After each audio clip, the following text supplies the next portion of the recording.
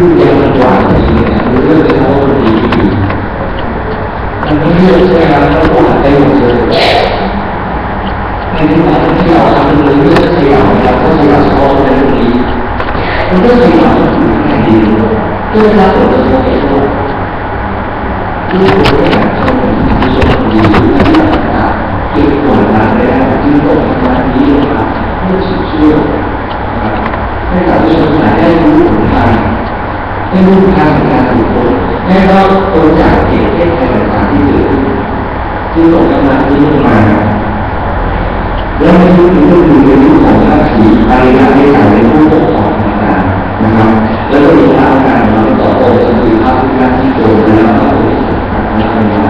เป็นผู้ต่อภาพการตรวจทางธรรมะที่เกิดความประโยชน์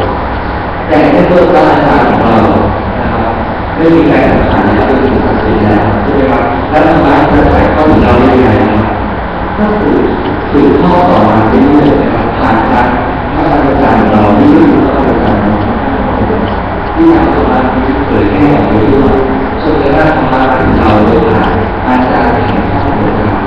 ที่ทำเป็นรูปวิธีทำที่ชี้ให้กับเราเอง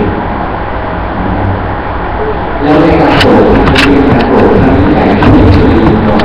เป็นการโปรดสามโลกหรือสามภพสามภูมิถ้าเราทำได้ดีเราไม่กล้าโปรดให้ดีออกผู้สร้างโปรดได้โปรดได้แต่ประเทศตัววาใช่ไหมครับแต่ในที่นี้โปรดสามโลกสามภพสามภูมิเลยเรื่องคือการเทศวาเรื่องการคือโปรดโมเรื่องเราเรื่องการคือโปรดมีและทำไมต้องโปรดด้วยน่าที่จะทำดีในการทำดีในทางโลกเป็นการโปรดที่ใหญ่ที่ไม่เคยมีมาก่อนเพราะฉะนั้นมีการโปรดนั้นก็จะดีในเรื่องที่ธรรมะโปรดดีนะครับ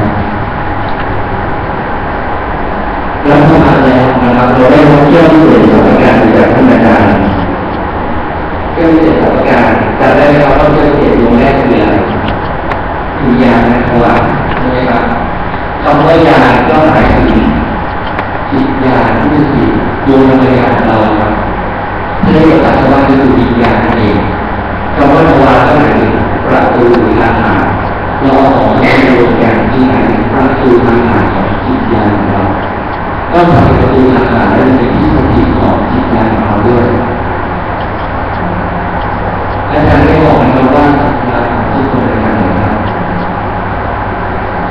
ร่างกายที่ไหนร่างกายของที่ตัวเราแล้วในเรื่องดวงแดดที่ผ่านใช่ไหมครับเราเกิดการ